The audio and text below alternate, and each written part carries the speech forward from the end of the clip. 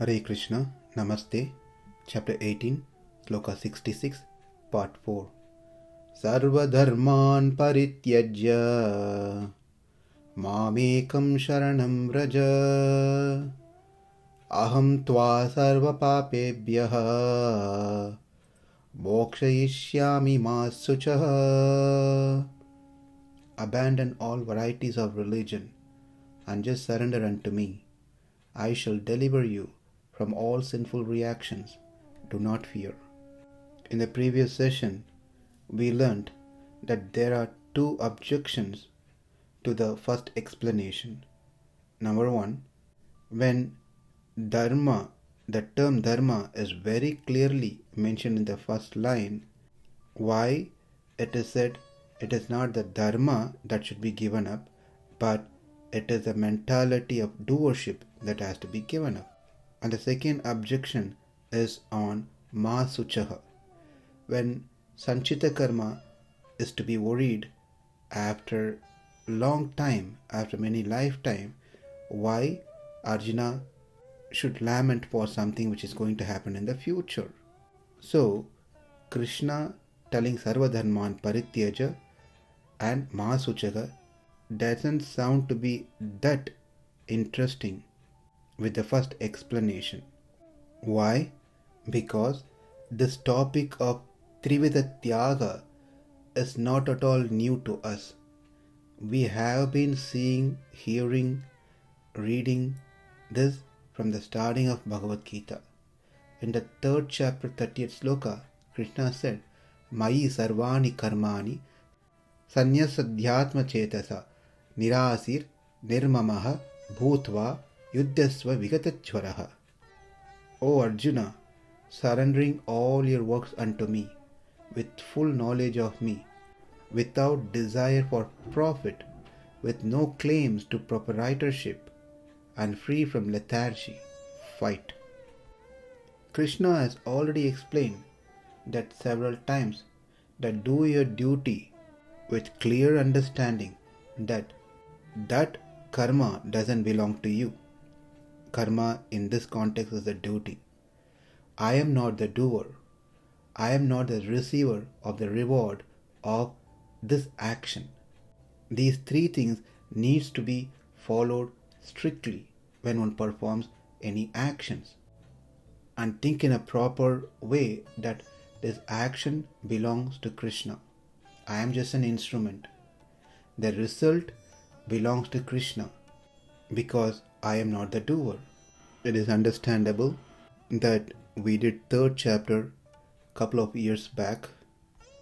We may not remember, but 18th chapter is all about this particular topic, where Arjuna asked initially, Sannyāsya mahābāho tattvam iccāmi veditum tyāgasya ca rishikesha pratakkeshi nishudhana.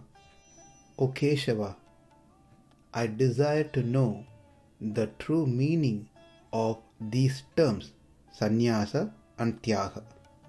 Are these terms different or same? From that point onwards, Krishna elaborated from different angles what tyaga means and emphasized Arjuna to perform sattvika tyaga. Also, in the previous sloka, Manmana bhavamad bhaktaha madhyajimam namaskuru, Krishna mentioned that Arjuna should perform bhakti yoga in the same manner, meaning keeping sattvika tyaga as the base as he performs bhakti yoga. In that way, he will attain moksha. After talking about sattvika tyaga so many times, sarva-dharmān parityajya should not be holding the same instruction again. If it does, then it falls into the defect of repetition. In the 62nd sloka, Krishna established śaraṇagati, instructed śaraṇagati. Tameva śaraṇaṁ gaccha sarva-bhāvena bharata. After speaking that, in the 65th sloka, Krishna stated Bhakti Yoga again. If Krishna has already established Sharanagati in the 62nd sloka, then why Krishna has to go back again to the basics?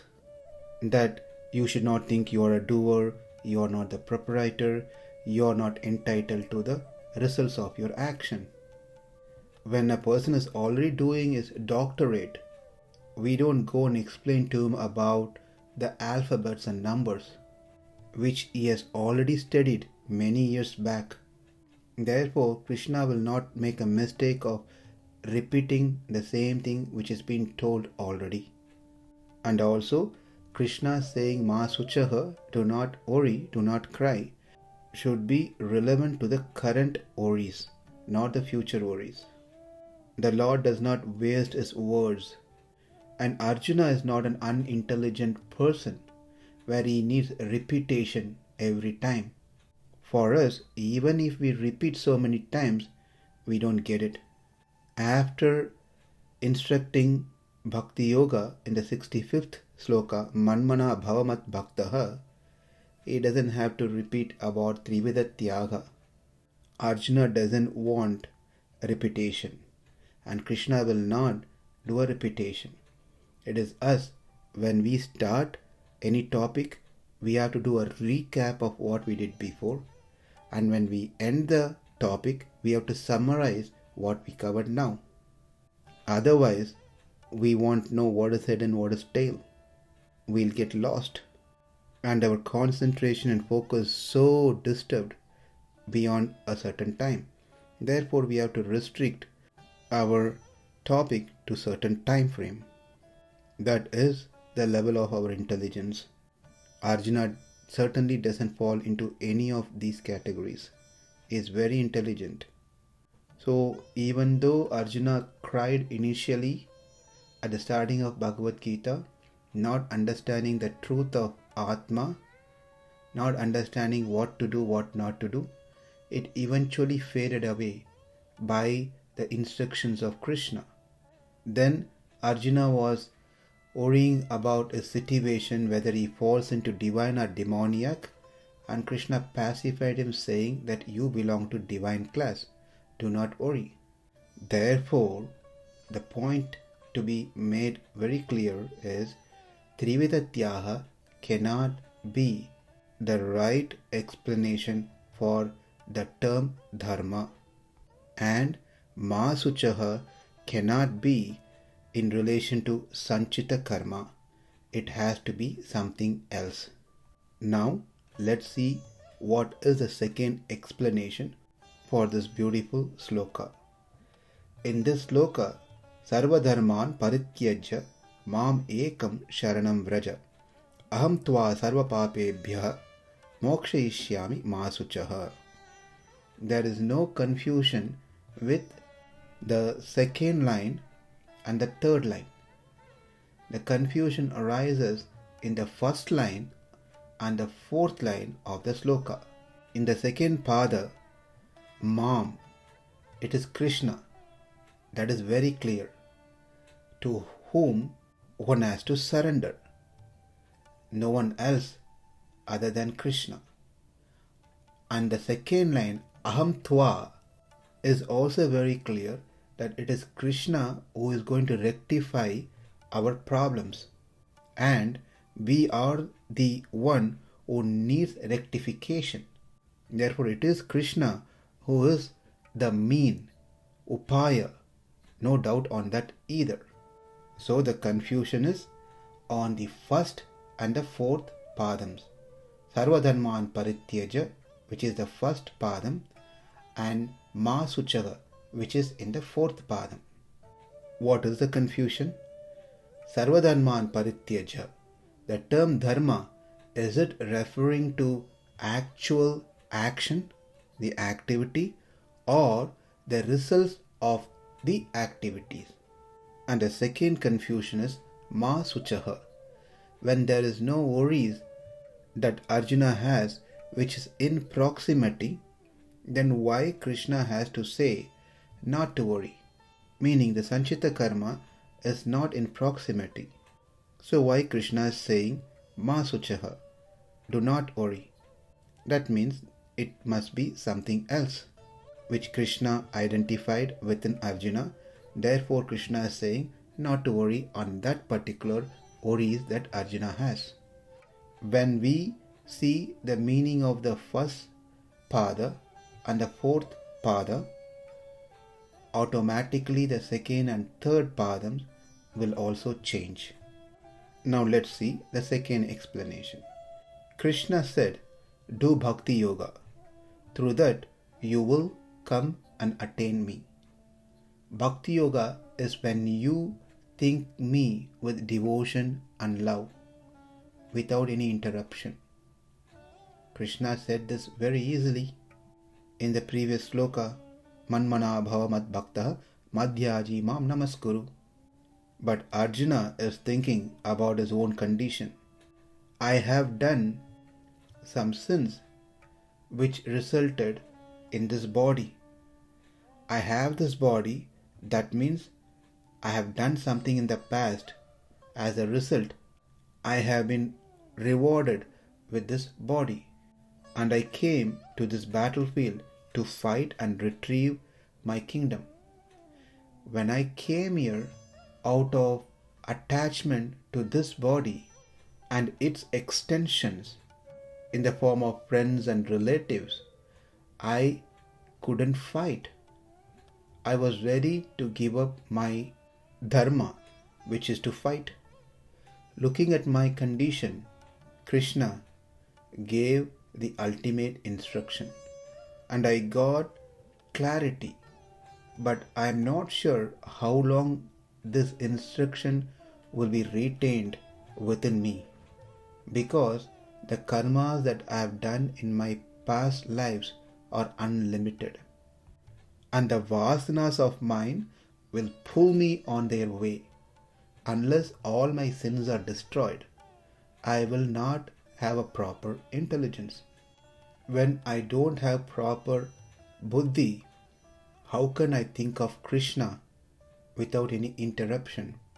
How can I show my love and devotion to Krishna? My mind is exceedingly fickle. I am incapable of concentrating my mind on Krishna even for a minute.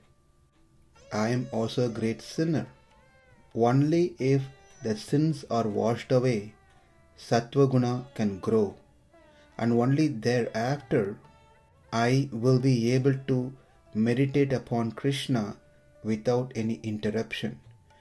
I will be able to continuously meditate on Krishna. If I have to get rid of all my karmas, there's only two options right now. One is to do prayachita karmas, that is expiatory rites, atonement for all the sins that I have done. Or the another option is to suffer the consequence of all my karmas and finish it. Looks like I do not have any hopes. I might not be the right candidate to attain the Lord's lotus feet. This was running in Arjuna's mind. Arjuna had a strong desire to go back to Krishna, but considering his condition, he felt the time frame for him to go back to Krishna is going to be too long, unpredictable. Therefore he felt that he had no hope, which made him to cry, because Krishna spoke so many things elaborately, but at this time when it came to attaining Krishna, he did not tell Arjuna when he is going to attain him. Krishna did not give that time frame.